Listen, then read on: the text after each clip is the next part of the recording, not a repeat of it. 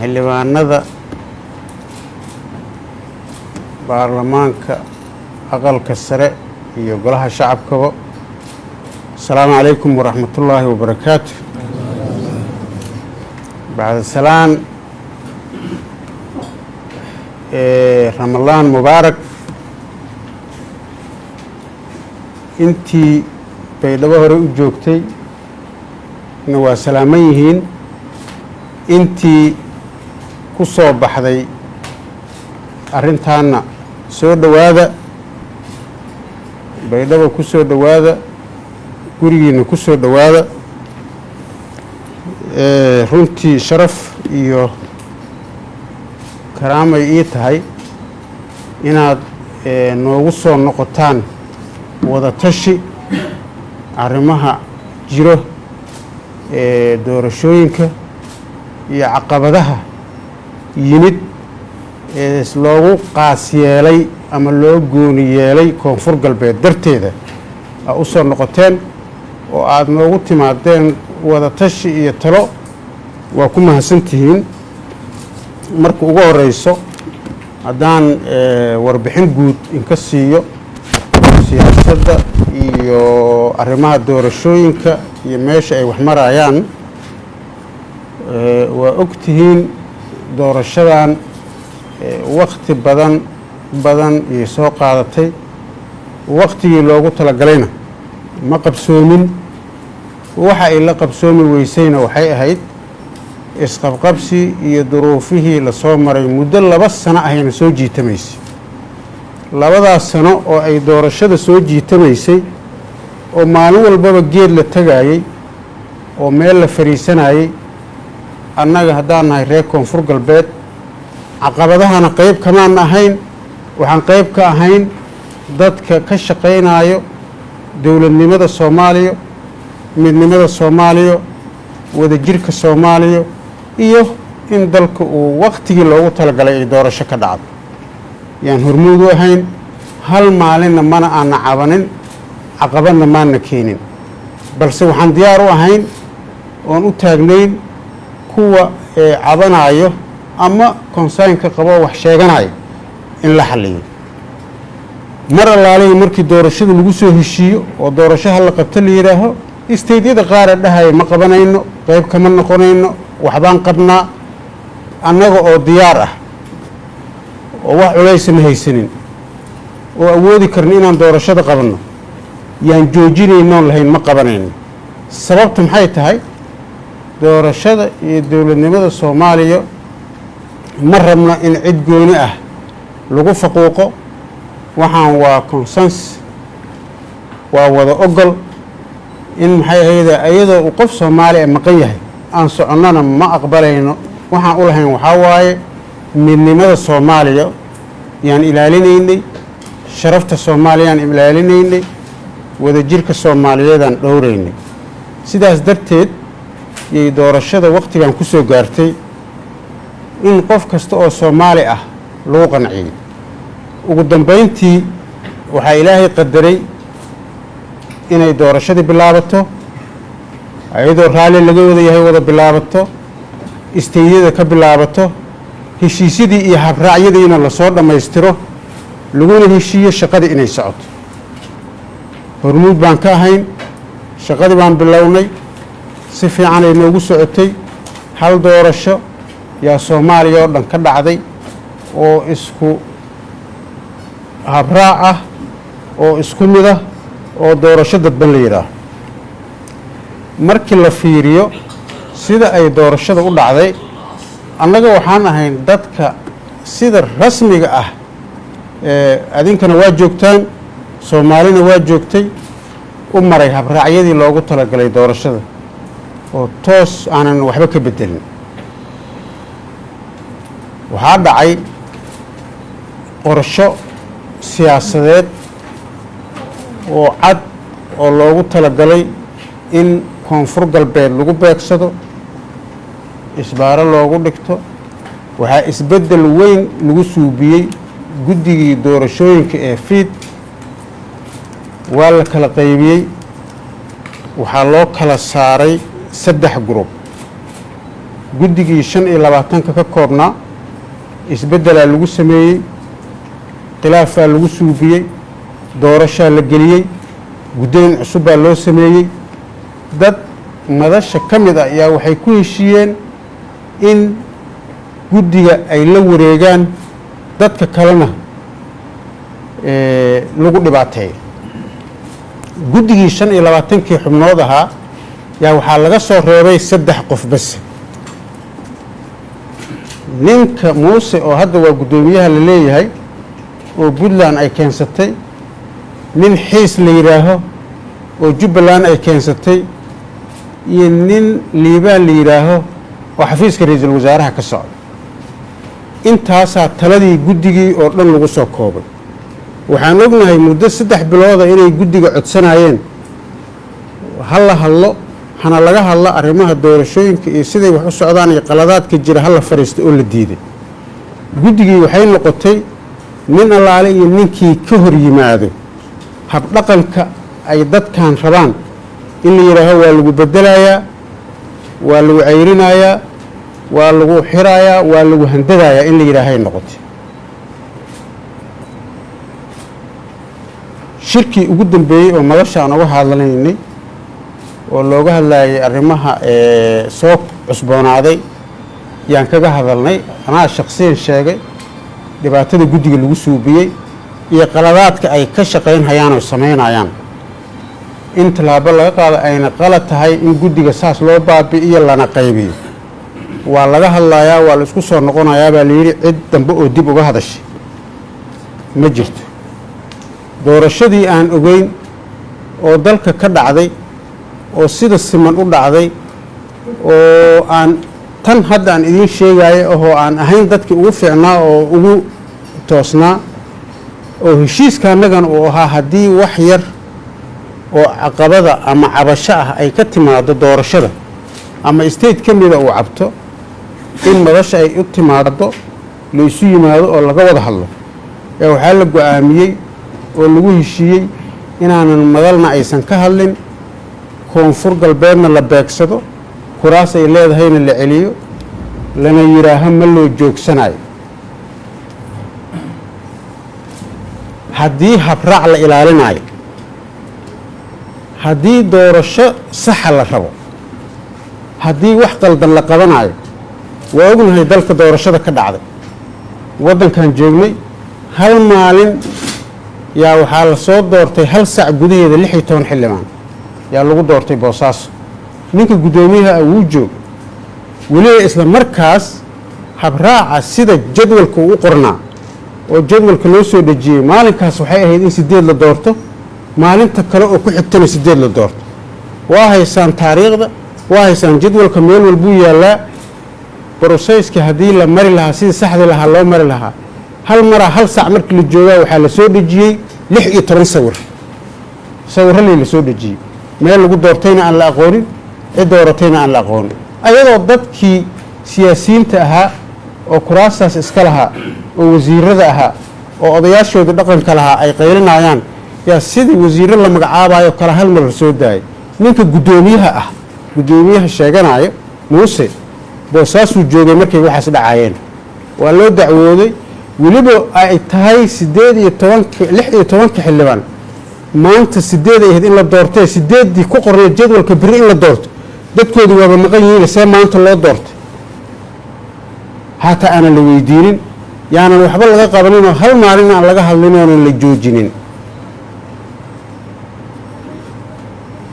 sidaasoo kale doorashooyinkii deegaanada kale ka dhacday oo meel kasta lagu qabanayo yaa intaasoo kale ka badan iyo cillado lahaa yaanan hal maalin laga hadlin habraacoodana la joojinin aanan tilaabana laga qaadin oo la fasaxay oo la yidhi waa saxan yihiin ujeeddada waxay ku soo gabagabowday koonfur galbeed yaa keligeed isbaaro loo dhiganayo ayada oo laga leeyahay dano gaara iyo siyaasado gaara iyo ujeeddooyin gaar ahoo guracan oo uu wato xafiiska ra'iisul wasaaraha especially ra'iisul wasaaraha uu mas-uul ka yahay markii aan ka hadalnay oo aan nidhi maxaa sababay sababtaa naloo sheego guddiga fiid waa qaybsamay maxay tahay awooddiisa muxuu yahay sharciyadda uu ku celin karo kursi habraaci noo qornaa ma yahay inuu kursi reebo kuraasta doorashada haddii dacwo ay timaado waxaa xaq u leh dacwada inay qabtaan guddiga xalinta khilaafaadka isla markaas waxaa noo qoran hadday xallin waayaan guddiga xalinta khilaafaadka waxay ku soo celinayaan madashi dacwo jirtay guddi xallin khilaafaad kuraasta laguma wareejinin oo dacwaa jirtay guddiga xalinta khilaafaadka baa tiini kuraastan qabsada lama dhihin guddiga xalintii khilaafaadkiina madashi uma soo celinin shakhsiyaad qaasoo hadda aan idiin sheegayo iyo xafiiskaas yaa waxay go-aansadeen inay ayaga guddi xallin khilaafaad noqdaan inay ayaga madal noqdaan in la yidhaaho waa la celiyey kuraasti annagana aan naloo sheegin sababta lagu celiyey markaan nidhi madashi ha timaada ha laga hadlana la yidhi madal kama hadlayso oo ma la yeelaayo intaas waxaa dheer ayadoo intaasoo cabasho ay jirto oo la leeyahay lama joojinaayo yaa waxaa la leeyahay doorashaa la gelayaa waxaan qabanaynaa shahaadadii baan bixinaynaa ma dhegaysanayno soo doonta shahaadadii looma joojinaayo warkiisa kuma jirno lama maqlaayo aniga maaha ninka warkayga la diidaayo waxa la diidaayo warkiisa oo la dulminaayo oo la yasaayo waa koonfur galbeed aniga wax broblem goonihun qabo male koonfur galbeedaan madaxweyne ka ahay mana aqbalayo in dadka reer koonfur galbeed la dulmiyo wixii horey dulmiyadii hore oo jirayna nala soo xasuusiyey waxaan aqbalayno ma aha waxaan u baahannahay doorashada wadan ogol waaye in nagala qanciyo dhibaatadan annaga qaaska nagu ah iyo isbaaradaa naloo dhigtay naloo sheego waxay nagu qabatay naloo sheego waxa nagula haysto naloo sheego waxaan qaladnay inaan fahnaan rabnaa nala mariyo habraaci rasmiga ahaa oon xaqa u lahayn oon qorannay waxaan u baahannahay inaan ka hadalno sababta naloo joojiyey intaas waxaa dheer oo dhaqanahoo la bartay dadkii soomaaliyeed iyo dadka hadda caadaystay inay reer koonfur galbeed dulmiyaan wakhtiga oo maanta 2002 la maraayo in inta message xildhibaanada loo soo diro oo social mediaha wax lagu soo qoro la yidhaaho ayagoo joogaana kooram waa dhan yahay waa la dooranayaa waa laga soconayaa waa la marayaa waxaas wax soomaalinimo ana ma aha meelay ka shaqaynaysana male dalkana waxaa ka jirta dowlad federaal ah dowladda federaalka ah ayada oo state ama qof uu maqan yahay wax dowladnimo ah iyo wax doorasho ah iyo wax dhismo ah oo socon kara ma jiraan hadday jiri lahaayeen horaan u samayn lahayn oo annagaa doorasho geli lahayn oo xildhibaano qaban lahayn markii ay isteydyada kale dacwada qabeen yaan maxay ahayd doorashada qabsan lahayn soomaaliya kala go-aysaa shalayna la dhahay annaga soomaali ma lihin miya dacwada annaga lama dhegaysanayo miya annaga ma gu'i karna miya annaga dadka culays kuma hayno miya xaq uma lihin miya inaan nidhaahnay waryaana la dulminin maxaa nagula dulminayaa shalay kuwii dulmiga ka baqaayey ama lahaa waa naloo joojiyey lahaa oo annaga aan ku soo baxayna ayaga maanta xaq noogumale miya inay nagu soo baxaan oo na weydiiyaan aaway sistamkii iyo nidaamkii ay ku socotay doorashada iyo heshiiskii iyo wadar olgobolkii iyo isqancintii ay ku socotay maxaa sababay in koonfur galbeed keligeed jid loo istaago maxaa sababay ayadoo dana siyaasadeedoo gaara laga leeyahay ama ujeedooyin guracan la qabo in la yidhaaho lama joogsanayo oo lasoo qoroo la yidhaaho waa la dooranayaa taariikhda waa la socotaan hadda ka hor jabuuti markii dowladda ugu horeysa la dhisaayay waxyaalaha la soo qoraayo waxay xasuusinayaanay ka mid tahay yaa markaas ma jirin koonfur galbeed federaalna ma jirin waxaa jiray inta waxaa ka jiray ururkii RRA laakiin waxaa meesha lagu tegay si qabiil ah si laabla ka ahaa wax lagu dhisay waxaa bannaanka uga baxay doorashadii dadkii deegaanadan ka soo jeeday waxaa la yidhi looma joojinaayo ayada oo la rabo guddoomiye baarlamaan in loo doorto yaa waxaa la yidhi waa la dooranayaa looma joojinaayo waa la doortay dad waxaan arkaya labadan beri wixii ayagaa soo qorqoraya war shalay jamhuuriyadda dimuqraadiga soomaaliya la ahaa laakiin maanta waa dowladda federaalka soomaaliya heshiiska la qaatayna waa nidaam federaal ah oo imbagaati lagu soo dhisay nidaamka federaalkana wuxuu u baahan yahay in la ilaaliyo, wuxuu u baahan yahay wada ogolaasho. state wax diidan dowlad dhiska Soomaaliya dacwo ka qabo keliis cid wax u suubin karta ma jirto. annaga waxaan dareensanahay wax ku talagal ah oo la diiday in nagala talageliyo, oo la diiday in laga hadlo, oo loogu talagalay naloogu talagalay annaga, oo dee markaan hadalnana naloo sheegayo waxyaalaha nagala rabo oo shuruudo iyo conditions leh oo ka mid ay tahay hebel xildhibaan ma ka dhigaysaan, waa kuu daynaynaa, kuwa kale waxaas ma bixinaysaa, kuwa kale waa kuu diidaynaa, annagaa inta kuu taagan ma yeelayna la leeyahay. waaye waxyaalaha aan diidanahay. marka maanta oo 2020kii la joogo 22dii la joogo Soomaaliyana ay marxaladan marayso, ma aqbalayno in isbaare iyo baad siyaasadeed nagula sameeyo. wax la yeeli karana ma aha. waxaa tihiin xildhibaanadii koonfur galbeed oo la soo doortay oo sharciga ahaa. maanta waxa la dulmiyey oo jidka loo taagan yahay oo sida sharci darrada lagu haysto oo baadda loo haysto oo isbaarada loo dhigtay oo ra'iisul wasaaraha especially uu u dhigtay oo uu shuruudihiisa ay yihiin hebel oo aniga gurigayga ka shaqeeya xildhibaan iiga dhig, haddii kaloon ahayn arrintaas ii sameeye base ay tahay shuruudda. annagana ma rabno nin gurigiisa nin ka shaqeeya inaan xildhibaan ka dhignee nin koonfur galbeed u shaqaynayaan rabnaa inuu xildhibaan noqdo. haddii taas ay shaqaynayso kuwii kaloo guryahaada ka shaqaynayo oo boosaaso lagaaga soo diiday baa ka dhigi lahayd. kuwii guryahaada ka shaqaynayay oo deegaankii adiga aad ka soo jeeday joogay oo gaalkacyo laga soo diiday baad yaad u rakaatayn lahayd ood u celin lahayd. gaalkacyo iyo dhuusamareeb oo adiga deegaankaadi ah kuwii adiga aad rabtay oo laga soo diiday yaad u celin lahayd ood ku qasbi lahayd. annaga marka mana qasbi kartid, mana aqbalayno wax Soomaali aysan qabin in annaga korka nagala saaro. aniga shakhsiyan 20 sano anoo jiro yaan diiday isbaaro qori wadad.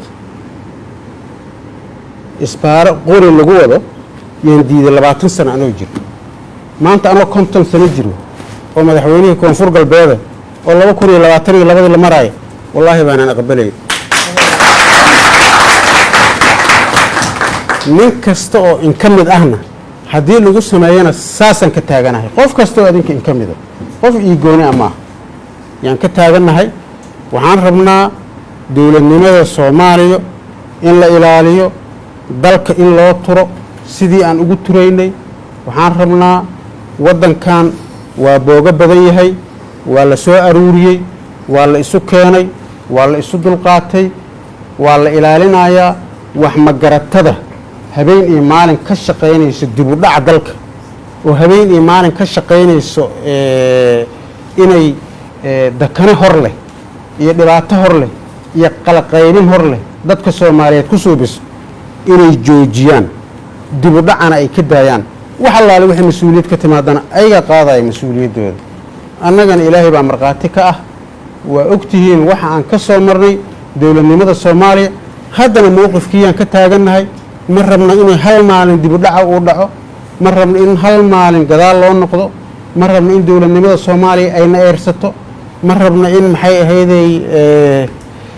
aan Soomaaliya caqabad ku noqono. weliga annagana kumaana noqon, haddana ku noqon mayno. Soomaalina waa ogtahay ilaa iyo 60kii xornimada la soo qaatay ilaa iyo maanta Soomaaliya waxaan u taagnay dowladnimadeeda iyo xornimadeeda iyo wadajirkeeda iyo midnimadeeda. haddana sidii aan ugu taagana, laakiin waxaanan yeelaynin dulmi annaga gaar noo ah. waxay garan waayeen si ay dhiigga annaga ku banaystaan inay hataa 2 qof nagu soo daraan. hadday rabaan inayna dilaan aqligii baa ka dhumay. si ay dhiigga annaga u banaystaan waxay inay 2 nagu soo daraan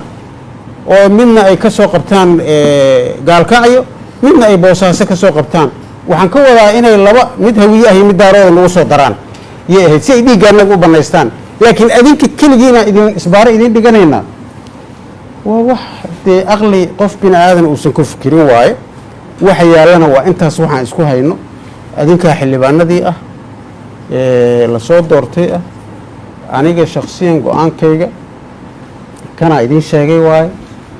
waxaan rabnaa inaan horey u soconno waxaan rabnaa laakiin inaan dulmiga diidno waxaan inkaga mahad celinayaa dareenkiinna iyo midnimadiinna iyo aragtidiinna fiican iyo dee saa ugu adkaysateen dulmiga joogtada ah anigoo og ninka markuu ugu yar yahay in 20 qof 50 qof ay soo wacayso oo la leeyahay maxaa u joogtaa maxaa u taagan tahay inta la bixinayaa waa la kala tegey soo gaar waa la isdooranayaa inta ku soo orod maxaa lafti gareen ku ag dhigay wax gooni aan leeyahay male damiirkiina idin haay maahana maana idin haay idin ma haay qofaan u yeeray min ku jiro hal qofaan wacay male damiirkiina in soo celiyay dadkan walaalihiina oo lala haray oo waliba dulmiga lagula haray darteeda u timaadeen haddii maanta aan ogaan lahayn oo naloo sheegi lahaa nagula qancin lahaa waxa lagu haysto oo saasaa loo haystaa nala dhihi lahaa hataa waa garaabi lahayn waa ka jawaabi ilaa wax xigmadoo ku jirta male waa la soo celiyey doorashada ha lagu celiyo saasaa xaq ugu yeelatay haddii nala dhihi lahaa oo nagula qancin lahaa hataa waxbay ahaan lahayd waxaan nagula haystana xaq maaha sharci maaha awoodna uma laha fiidna kuraas ma celin karo fiidna ma jiro oo waa kala qaybsamay dadkii wax la xiro iyo wax la bedelo iyo wax la handaday noqdeen waxaa yaab leh shalay beejka uu leeyahay fiidka waxaa gacanta ku haya ra-iisul wasaaraha waa beejka fiidka oo warqadaha lagu soo qoro isbi shalay waxaa u haaya wasiir ku-xigeenka warfaafinta shalay warqadii sharci darrada ahayd ee soo baxday ee war saxaafadeed lagu sheegay war saxaafadeed miyaa go-aan xildhibaanna lagu soo qoraa waan xildhibaanna go-aanka ciddii celisay waa inay go-aan ku soo saarto laakiin sharci maaha in war saxaafadeed go-aan xildhibaanada lagu celinaa la yidhaha xitaa sharciyaddii iyo nidaamkii ma garan karaan war saxaafadeed la soo saaro markii saas loo soo saaray yani ninka guddoomiyaha wacay wax aan ka ogahay malhuula oo ilaahay ugu ogyahay waa soo manahay anaa wacay waxaan idhi warqadan maxay ahayd la soo saaray guddoomiye dadaan ku dhex jiraa waa ka dhexbaxay isugu yidhi bannaanku u baxay wuxuu yidhi wax aan ka ogahay male qorshaha annaga wuxuu ahaa saaka kuraastan wax sharci ahoo loo haayo male mana hayn karno inaan sii dayno waana sheegay buu yidhi saaka in la sii daayayn ahayd warqadaanaan hadda arkay dee warqadda beejkii bay ku qoran tahay heel iyo heel baa soo qortay buu yidhi wax aniga ka ogahay male maa sheegtidoo hadashidaan idhi oo shir jaraa'id qabatid inay dhibaatada sii badataan ka baqayaa yidhi wallaahi inaanan nabayni waa soomanahay inay dhibaatada sii badato yaan ka baqaaya micnihii waa baqaayaa waaye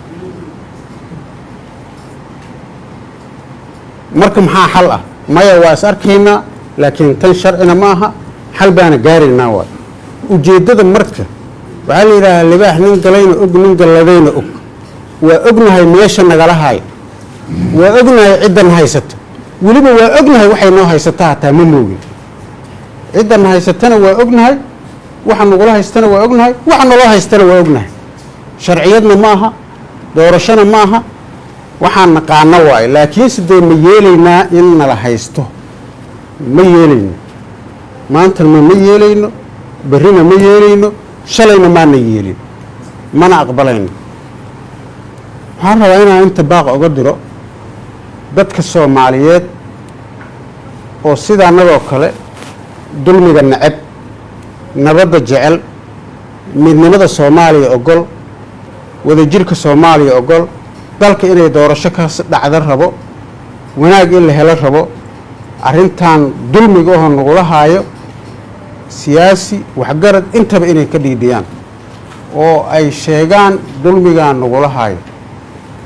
yaan inta ka dirayaa baaqa waxaan kaloo u sheegayaa dadka reer koonfur galbeed dibadii gudaba meeshay joogaan mas-uuliyaddii aad noo dhiibteen oo aan gudanay oo la rabo in nagula dulmiyo go-aan cadaan ka qaadanay mana aqbalayno mana nala dulminaayo idinkana waxaan rabnaa si midnimo oo wada jir leho go-aanka ay xildhibaanada qaateen ah inaad u qaadataan go-aankiinana uu kaa saaday ugu dambayntii odayaashii 77 ku ahaa ugu da-da weynaa shahaadada qaatay oo masajka adinka la idiin soo diray loo soo diray oo wixii 20kan sano naloo sheegi jiray loo sheegay ayagoo xog ogaalka ah oo la yidhi ayagoo maqan baan guddoomiye idinka dhigaynaa guddoomiye nimankii inka dhigi lahaa guddoomiye uu walaalkaa kaa dhigin oo dadkaada kaa dhigin noqoshadeeda waxay taraysa ma leh waxaa ilaahay igu ogyahay saddexda maanta la haysta hadday adinka ahaan lahaydeen intaanaan idiin mari lahayn oo inkamaana tagnayn intaan yaan idiin mari lahayn waxaan kaloo idiin sheegaynaa kuwa ay haystaan iyo adinkana idinma kala jeclo oo haddii maanta kuwa laga tegay adinka ahaan lahaydeen kuwa fiyowbay ayagana dulmin lahaayeen oo kasoo tegi dhihi lahayn dadkiina iyo deegaankiina taladuu qaba wax ka qaba imaada wixii aad haysaan noo sheega shahaado la qaatay wax xigmaday soo kordhinaysa male shahaado la qaato shahaadadii ugu fiicneed oo ugu sharafta badnayd oo fiid iyo siidba ay saxiixeen oo madaxweynihiina statekiina uu gacanta inka saaray waa haysataan mid muuse geelle uu idin siiyeyna xildhibaan laguma noqdo wax micno ay leedahay male xildhibaanna waa tahay oo shacabkaada iyo dadkaadaa ku doortay maanta cid kaa celin kartana xildhibaannimadaada ma jirto noo imaada taladiina ku soo noqda deegaankiina ku soo noqda dadkiina ku soo noqda walaalihiina iyo dadkiina waxay qabaan wax la qaba odayaal muhiim ah la yaqaano taariikh leh dowladnimada soomaaliya iyo taariikhda koonfur galbeed qayb kule baa tihiin la inkama maarmo midnimadiina loo baahan yahay midnimadiina ka soo qaybgala aad iyo aada u mahadsantihiin asalaamu calaykum waraxmatullaahi wabarakaatu